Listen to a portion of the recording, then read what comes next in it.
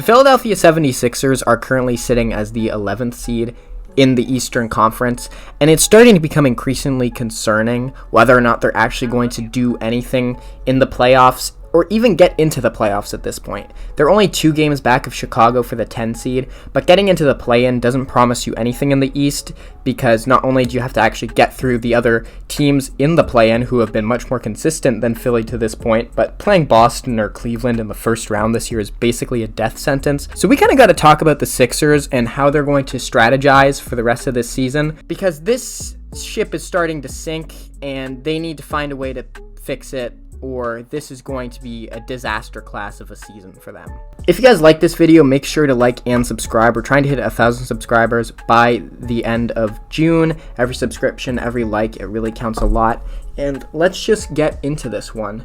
So again, the Philadelphia 76ers, they're 11 games below 500, 2 games back of Chicago for the 10 seed in the East, which would get them the shittier half of the play-in in the worst conference. Fortunately, the East is very forgiving, so I do think it is very likely that they will manage to get into that play-in, especially with Miami sort of self-destructing over this Jimmy Butler issue. Orlando has a lot of injuries right now. Chicago is just not good. Chicago is bad. So in all likelihood, I do think Philly has the most talent on aggregate to get into the play-in, and maybe even the good half if they have some good luck in the last 20 games of the season. But that is not the goal of this team, obviously. The goal of this team is not to be 6 games back of the Detroit Pistons for the 6th seed in the Eastern Conference. The goal of this team was to contend for a championship, and so far they have failed at that just spectacularly. And it doesn't seem like the second half of the season is really going to bode well for them at all. Joel Embiid is now at the point where he's just listed with knee swelling, which isn't even correlated to an injury. His knee is just doing that now. It's not because of his meniscus or his ACL or his MCL or whatever joint he injured last in the playoffs.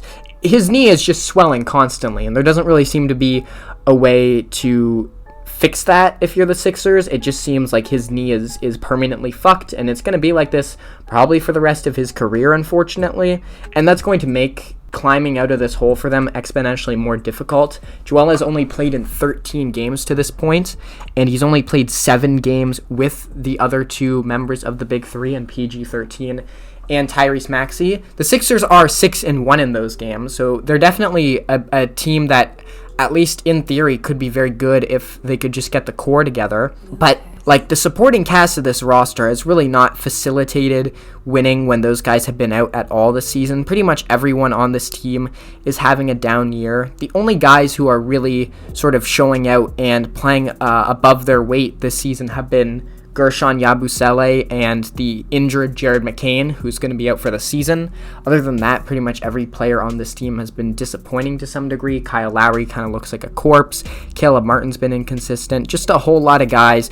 Kelly Oubre has been playing big minutes for them, and I really don't think that any team that's really, really relying on Kelly Oubre is as serious as you should really think they are. But the supporting cast has just not been good. Tyrese Maxey has also not been great this season. I'll give him the benefit of the doubt because his role has sort of altered so drastically this season, and because of the injuries and because of the inconsistency of the rest of the lineup, it's kind of difficult for your apex ball handler to really know his place every night. But he's still not been great. Paul George has been very bad, and I think the eye test makes him look even worse. He's not nearly as assertive, physical, just demanding of attention from the defense on a possession-by-possession basis, and he's not really assertive in any way. He doesn't really facilitate as much offense as you'd like, and he's also been very inefficient this season. He's averaging 16 points per game on 43% shooting. That's prime Brandon Jennings numbers. So not great from Paul George. When you sort of combine these factors together, you can sort of understand why this team has been struggling so much. I mean, really just top to bottom on this roster, pretty much every player has underwhelmed. And yes, Jared McCain was very good to open the season, but when you looked at the Sixers going into this year, Jared McCain was not expected to be a factor at all, and that was actually a really nice icing on the cake for them when he started really popping off at the beginning of the season.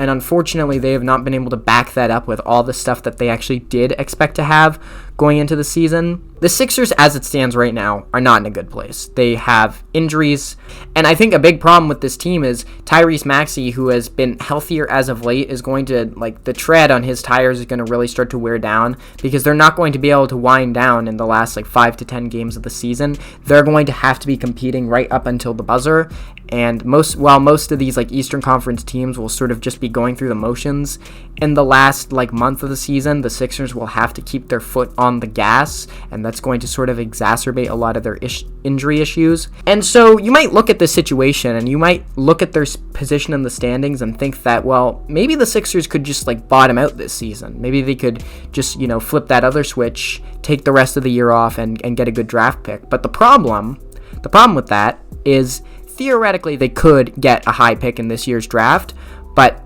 as it stands right now, they'd be coughing up their first-round pick to the Oklahoma City Thunder, which is just disgusting. I think that was from the Al Horford salary dump all those years ago. Just a classic masterclass Elton Brand as the GM move. Currently, their pick is top 6 protected, which means if they were in the bottom 6, they would be able to convey that pick in all likelihood.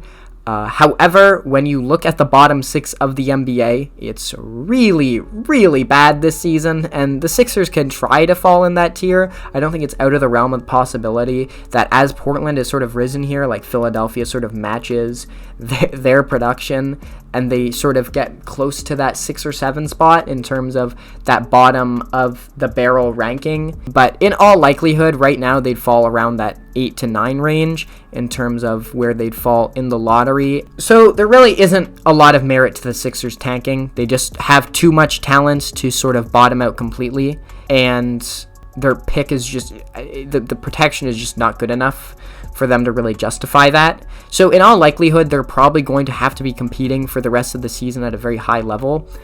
And again, even if they do make the playoffs, I don't think this team has a shred of confidence that they could beat a Boston, a Cleveland, a New York. I wouldn't even pick them against Milwaukee or even Indiana right now. So I'm not really sure how much merit there is to them going really hard for the rest of the season. I really feel honestly, the rate at which they've kind of played to this point, it doesn't really seem like there's an avenue for them to get into the upper echelon of the East. The injuries are too severe, and the long-term ramifications of all this are going to be pretty bad. Paul George's contract is massive. It has already become, in my opinion, one of the worst contracts in the NBA. 4 years, $220 million for a guy who's putting up really, really high level role player numbers, but he's not even close to all-star production this year, and he's also had more podcast episodes dropped than he's had games played. Again, if they're going to continue to build around Joel Embiid in any way, I don't really think there's going to be an avenue to trade him anytime soon. We're not going to be having that discussion until at least free agency, and it's not even really worth bringing up until the summer.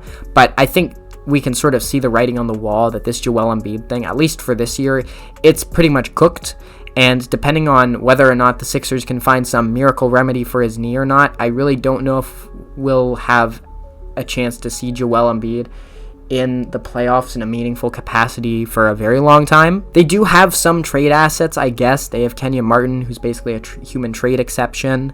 They have Jared McCain, who's a good young player, and they do have most of their first-round picks going forward. But I still don't really see what the angle is for them. I don't really see who they could bring in who could maybe save this thing. I think, again, if the supporting cast had been better this season, and honestly, I didn't really buy going into the year that it was all that great of a supporting cast.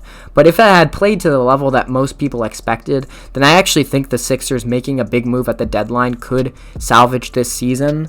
Unironically, I actually think Jimmy Butler would be very interesting for them, and I do think they could sort of get some motion in a deal for him. But as it stands, I just don't think this team has really proven that they're really worth that investment right now, and it might be best for them to kick the tires on this season and just try to make the playoffs just to save face, because obviously tanking is probably in all likelihood not going to work. And, contending is really not in the cards for them this season. So really, I think the Sixers are going to be forced to meet in the middle and I don't really see the second half of the season going much better for them at all. We'll have to wait and see with Joel Embiid's health, but in all likelihood, I think he is going to continue to miss time with unspecified swelling in his knee, and Paul George is going to continue to miss games with random injuries to his ankles, wrists, ligaments, whatever. It's always something different with him. And yeah, the Sixers are in deep shit right now, and I would be pretty worried if I was a Sixers fan. But that's going to do it for me today. If you guys like this video,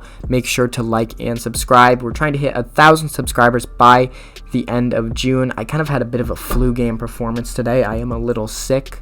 I hope that didn't come through too much in the audio. But yeah, that's going to do it for me, and I will catch you guys in the next one. Cue that music.